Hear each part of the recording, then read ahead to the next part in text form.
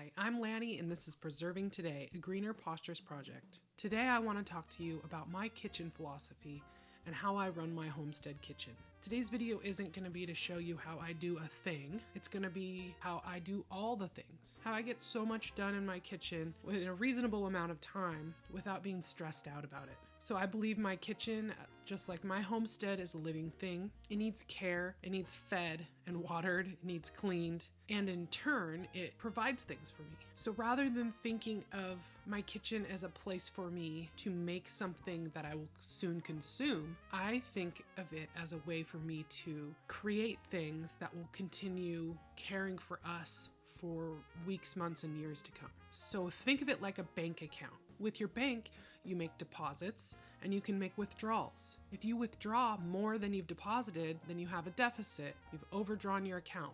There's nothing left for you to take. In the kitchen, if I continuously make inputs or deposits, there will always be something for me to take out when I need it. So all I did in this video is just press record on my kitchen for one morning. So I start by making my baby breakfast so that I can strap him into his high chair and he can watch me work and he won't be getting into anything, so I can get my hands dirty. Then I start to bake the meatloaf. Before I even made the breakfast for the baby, I had my oven preheating. I have a bunch of acorn squash left over from our garden last year. It's been about 8 or 9 months that this has been stored in my pantry. So I want to use it up before the stuff in the garden starts growing again this year. Acorn squash freezes well once it's pureed. So all I'm gonna do is open this, remove the seeds, put it in a pot, put a little water in the bottom, and steam this until it's done. Then I'm gonna peel off the exterior and puree it with my immersion blender with some butter and salt. And I put these into my super cube molds.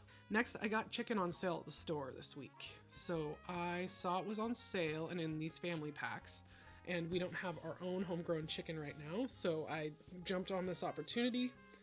Chicken wings are really good, but they're super expensive when you buy a pack of party wings. So this way I bought the whole wings. I can use the wing tips for broth, and I can still cut these into the party wings that I felt like making.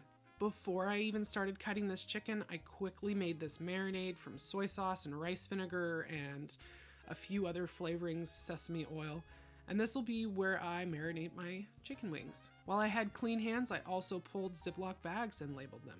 Now I have chicken thighs. They were also on sale. I'm cutting some into strips for curry. I'm cutting some diced for fried rice.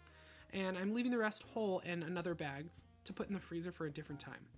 So then I clean up my space. That's all the meat cutting I'm doing for today. I do it all at once, so I'm not dirtying multiple cutting boards and knives. That's the time the acorn squash is done, so it's so hot, but I still want to peel it right now because I want to get this over with, so I put some gloves on.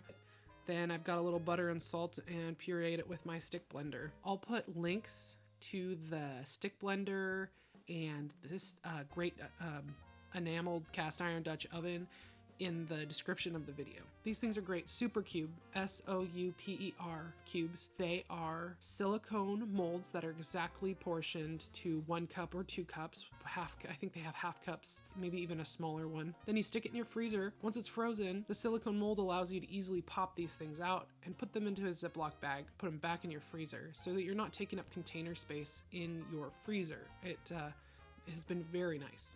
Then you just pull out 1 cube of whatever size you want, 2 cubes if you want that much, and you put it in a pan to thaw or put it in a container to thaw.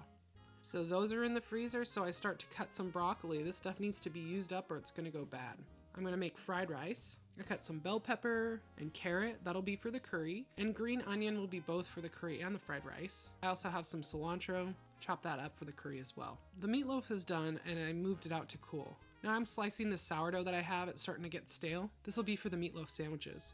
And by cutting it now while I already had the cutting board out, I'm just saving myself time later. Now my 8-year-old is up and decides he's hungry and he asks for pizza for breakfast, which is comical. It's almost 11 a.m. though. So I decide to say yes and we have a little fun making a quick healthy pizza. I mix some oil with some of my sourdough starter discard. So this is fermented organic whole grain with some olive oil. I have some fresh mozzarella that I made yesterday and it doesn't stay fresh so long, so I want to use it anyway. So I get that ready by slicing it. I also have a small amount of leftover pasta sauce from a few days before. I almost always set like a half a cup or a cup of pasta sauce aside when I make pasta sauce, so I have it in the fridge for making things like pizza. So I just heat my cast iron skillet, add my sourdough starter discard, cook it until it's formed, move that to a cookie sheet, top with sauce and cheese and some store-bought pepperoni, and put it in the oven.